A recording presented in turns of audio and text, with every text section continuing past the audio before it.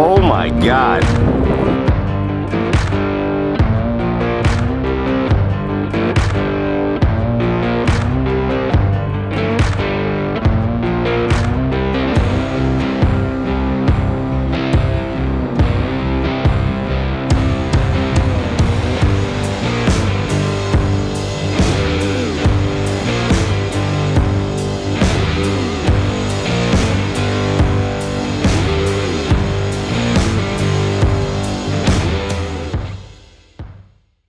Hey, this is John Brindell here from Agile Offroad. And I'm Jesus Hernandez. And like you know, we've been taking out the, or what we've been doing is we've been taking out the 23 for everybody so we can actually test the van out in the desert. We've done some drag racing against the older model. We've taken it off-road. I think the van's got under 2,000 miles on it right now. And it's had several trips out to the desert. And we've also taken it apart quite a bit here, looked at things, and we want to give some feedback on what we know. You can read all you want in all the brochures, they tell you everything about what it's doing, but we're going to give you a real world testing on what's happening off-road. And we know what's going on with the older model. Ours is a 21 chassis, or 20 chassis, I think.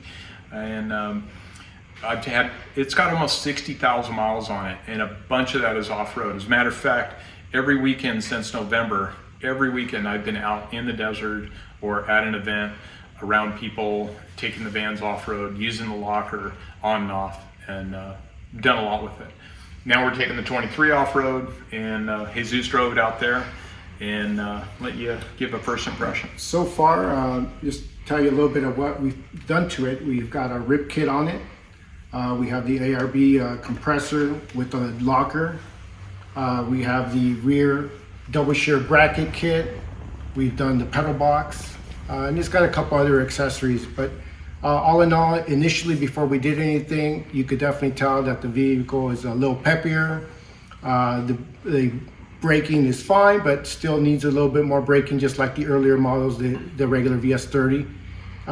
Accelerates great, and then there you could definitely feel some smoother input in the new electric steering. So as far as drivability, you know, right off the bat, like I said, it's a little peppier, but once we installed our rib kit and then we started testing it off-road, that's when it kind of really opened up where the capabilities, and like John was mentioning, some of the issues that you're gonna have with the all-wheel drive. And so we'll go over some of the stuff that we ran into when we were at the desert, and just comparing the two, the four-wheel drive versus the all-wheel drive.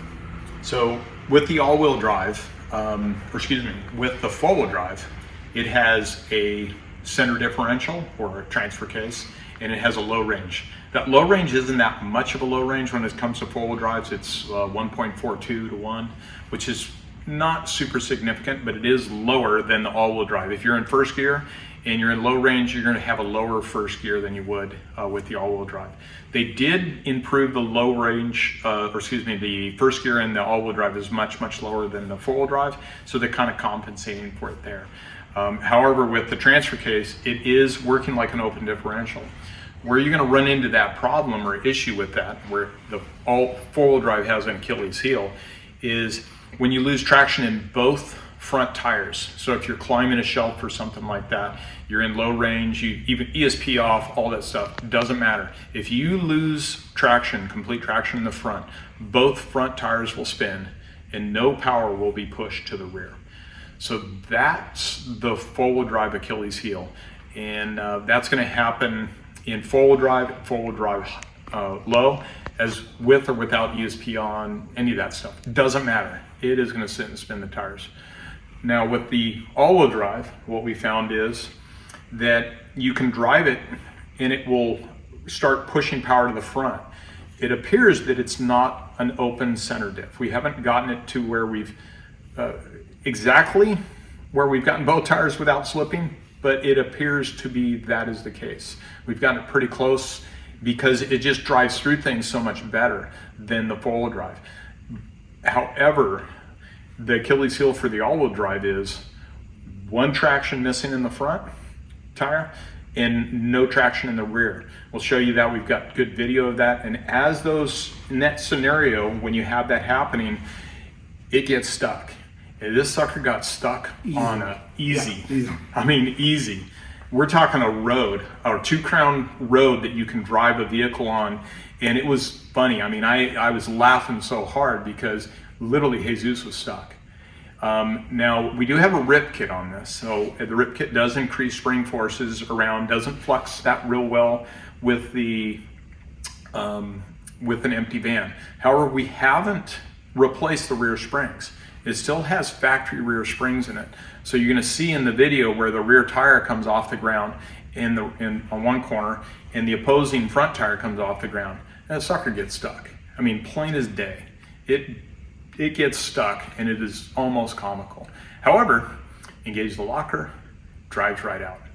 So what we feel is happening from our testing is that the front differential, or excuse me, the center differential is still going to put power. Regardless, it's going to power the rear all the time, and it's going to start sending power up to the front. We've got some great video of that. So going back before we even got stuck, the transition between 2-wheel drive and all-wheel drive is instantaneous. That's part of the neat part about it is you don't even feel it transition back and forth. It's really smooth, 9-speed transmission. But when you get stuck, you're stuck. Like I said, like John was saying, it doesn't take much for it to get stuck, and then you're just spinning tires, and there's nothing you can do.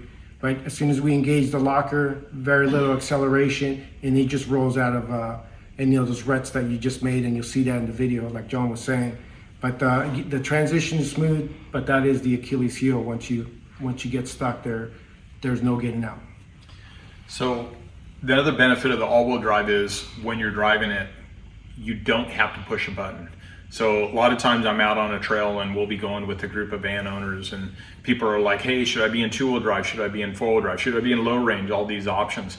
That's pretty much gone. So almost think of this as like shift on the fly. If you've ever had a shift on the fly vehicle, you would actually pull back on the stick, and you had a whole Ford Bronco, you pull back on the stick and it would put you into 4-wheel drive, or even push a button. You can do that while you're driving. This is the same case, but you're not even pushing that button. So super easy to drive. The transition is really easy. The nice thing about the locker is you do the same thing. The only thing you have to be careful of is with the locker is you'll see it in the situation where it's got one wheel off the ground and it's spinning. You don't want to engage the locker while the tire's spinning. So it's important that you apply the brake, you make sure that tire is not spinning. It probably could happen. It's not going to be something we recommend. The lockers are extremely strong. ARB makes an incredibly strong unit, but you don't want to engage it while we have one tire spinning. And then as soon as you get it locked up, step on the gas, the sucker drove right out. It was actually pretty impressive. I'm more so impressed with the all-wheel drive than I am with the four-wheel drive, because the four-wheel drive, when I'm out driving it, I don't use four-wheel drive that much. I actually use two-wheel drive and I use the locker. So for me, I'm voting more and more towards the all-wheel drive in the way that it performs with the locker. Now, the key to this is the locker though. Going back to what he was saying about engaging the locker, it doesn't mean you can't engage it while you're driving and both wheels are spinning at the same speed. He's just talking when you're stuck, and you'll see in the video, one wheel is spinning, the other one stopped. That's when you don't want to engage it. You just want to put your foot on the brake, let them both stop. If they're both spinning at the same speed, that's okay, and we'll get questions a lot. Hey, at what speed can I engage it? Pretty much it's safe to engage at any speed, provided that both wheels are spinning at the same RPM. It's when that one, like you said, one of them is spinning faster, the other one's stuck. That's when you want to stop and then put the locker on. So another thing that you'll like about the all-wheel drive, it really doesn't take any effort or any mindset in terms of just driving off-road. You just take it off-road. We air down and then we just drove off-road, and there wasn't this idea, do I need to be in four-wheel drive, do I need to engage anything? You just drive it and it goes through. And like I said, the transition between two and all-wheel drive is super smooth. It's just the locker. I think that's going to be the big, that's going to put it over the top in terms of making it better than the four-wheel drive model. And what's interesting, we went back to the same spot that we did the first video on, at the exact same corner. It's Inspiration Point out by Fawn's Point. It's a parallel wash out there, and there's just like a little articulation, you got to go up this hill, and the all-wheel drive did not make it through that section because it didn't have the locker. All we did is install the locker. It drove through that section like butter. I mean, it was real simple. The four-wheel drive went through there. Honestly, the four-wheel drive went through that in the video. Hard to tell, but I think where there's one video where the wheel's coming off the ground, you will notice the front tire is not spinning. It went through it in two-wheel drive. That van's really heavy. It weighs 9,500 pounds. It put all of the traction down onto that rear axle, and the ARB just pulled it right through. The locker just pulled it through. It's pretty cool to drive that van too. It's really fun driving that van off-road when you're going through some heavy articulation and you feel this suppleness of the suspension underneath it, the big tires touching the ground, the good traction and everything. It's really neat. I'm more excited about the all-wheel drive because now we're going to be pulling that front tire. I'm going to have one of the tires on the ground, so when we're going out and doing like a little bit more trickier section, it'll be even nicer. Again, we're going to be missing the low range. I don't think it's a deal changer, though. So again, I mentioned the 9,000 pounds that the Rebel weighs. Right now, the 23 is completely empty. So, it doesn't have that weight, but just for people who are wondering, should I get the all-wheel drive or should I go back and get the older model? The all-wheel drive is going to be capable, but for sure doing the locker is what's going to get you to get that extra traction, to get to those spots, where people are, there's not a lot of people, you want to, really take it off road. The locker is going to be you're going to need a locker. No way around it. And in that case, in that scenario where we were, fortunately there was a little bypass route there, but if you were to go through that section and there wasn't a bypass, you would have had to turn around. Matter of fact, there was somebody, I don't know if we have pictures of the guy that got with the Toyota car. He drove up that wash and he got to that section. There's no way he was getting through. No way at all. He had a Toyota car and it was hilarious. He got out and walked the section and I'm sure he tailed it out of there. But if you had a two-wheel drive Sprinter, you would not have made it. If you had a two-wheel drive Sprinter with a locker and you had some good ground clearance and you had some bigger tires, probably would have made it. We obviously made it through in the Rebel with big tires. They're big tires. We have a lot of ground clearance, but I think we did a little damage on it. Yeah, and speaking of the tires, they both have 285, 75, 17s, so same size tire on both of them. So the height is, you got plenty of clearance. That wasn't the issue. The issue definitely was the traction. There's clearance issues for me. I did damage to the cycle in one spot. But again, the locker, we're finding more and more how this locker has just improved life off-road. I mean, when I'm out on these events and everybody's wondering what year they're in and what they're doing and how they're going up this hill, all I do is turn on and off the locker. So everybody's stopping and shifting in a four-wheel drive, I turn on the locker. If you got an all-wheel drive now, you're gonna be able to go up those hills, engage the locker. It's gonna drive up. So simple, no tire spinning, anything. It's gonna be great. So one of the other add-ons we have on the 23, we have the big brake Alcons on the front. The 23 that we got has the electric e-brake. So the rear Alcons were not an option, but you can definitely feel the braking power. Again, the van is empty, but the braking power is amazing, and it just gives you that extra confidence coming down the other side of those hills. Going out to Anza Borrego, you go through the mountains, it was raining, and just the brakes give you that confidence that, I mean, it really just makes you drive out there and just not really worry about anything. That's the amazing part about it. You can just drive, listen to music, and you're just kind of cruising, and you're not. I was driving pretty fast. I mean, let's just be honest. And then the braking is just not an issue coming down Montezuma. Just made for an awesome drive there. Yeah. Obviously, the R20 has the brakes on it, and I've been driving it forever. If I get into a van that doesn't have brakes, you notice a difference. Anybody that drives our van, they get in it and they're like, oh, the brakes are fine, blah blah blah. Drive our van for a month, and you will never go back. It's amazing how much better the brakes were. Going down Montezuma's grade, you can pretty much haul the mail down that hill in the Sprinter.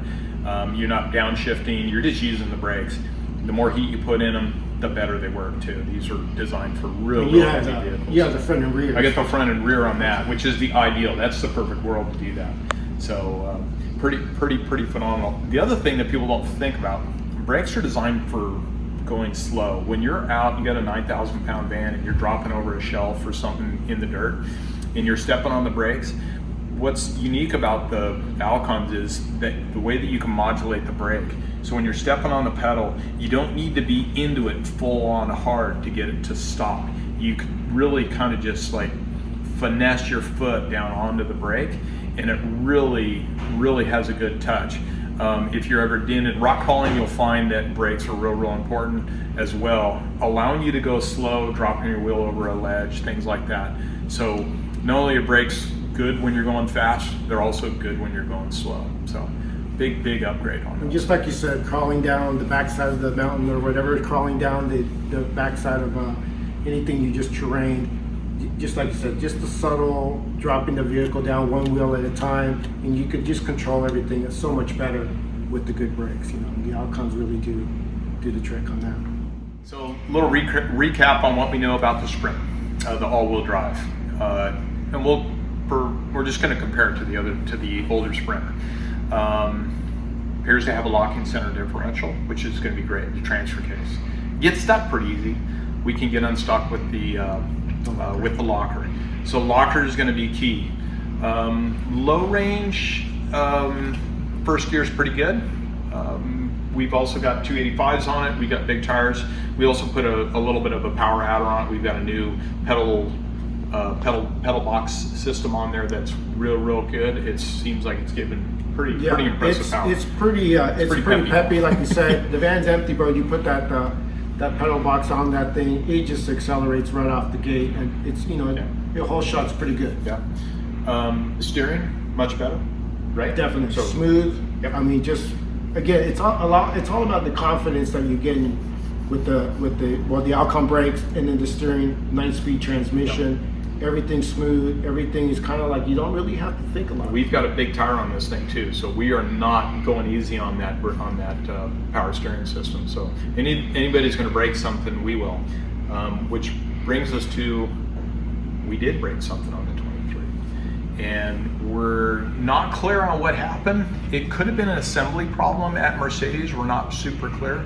We'll give you a little bit of details, but after coming back, we did a full trip out there. Great. I think maybe it was the second day or that you got back, or the second day. Second day after you got back, driving down the freeway, get a massive vibration in the front end, like massive. Wasn't in the steering wheel though. So Jesus limped it back in here into the shop, and there is a small clip. I'll show you a picture of that clip, and that clip holds in the front drive shaft into the front differential. All the parts look pretty beefy. The design, if there's a question in the design, that would be a problem. We're almost hoping that this was an assembly issue with Mercedes, but basically there's a wire clip that's onto the differential going into the ring, the pinion gear. And when you take the drive shaft, you're gonna slide the drive shaft over, and it snaps over that clip. It appears that possibly during assembly it wasn't fully engaged over the clip. At least that's what we're hoping. So we've got parts coming for it. We're going to take a look at it. We're going to get it fixed. We're going to go out and use it, and then we're going to keep an eye on that. So if you've got a 2023 or something you want to take a look at, there's a little collar underneath there on the drive shaft. Yank back on that collar on the drive shaft, and if it falls off, we told you so. So we'll show you some pictures, and just basically what had happened is the drive shaft slipped out from the like you said, the pinion, and basically at some point started to vibrate because it was about to fall out. And the only reason it didn't fall out is because it didn't compress enough, or else that drive shaft would have fell out, and that would have been catastrophic. So it's something that we'll look into, and as new 23 models come in, we'll start looking for that and see if it's something that, like you said, something that happened during assembly, or if this is a potential defect. So that's it. But we're loving the 2023 all-wheel drive. So far, so good. Absolutely. My guess. Love the power. Love the shifting. Love the braking with the Alpines. We're loving the locker. Absolutely. The locker has been just. It's the game changer for sure. It's doing it. So much more capable vehicle. We feel right now. Now still early in testing and R&D, but my first impression is 99.9% of you people, as long as Mercedes can keep their end together and keep the van rolling, this is going to be one badass vehicle. We're also working on some more items for it, so stay tuned for some new developments we'll have for the 23 model. It'll be specific for that, and hope to catch you on the other side on that. All right, cheers everybody.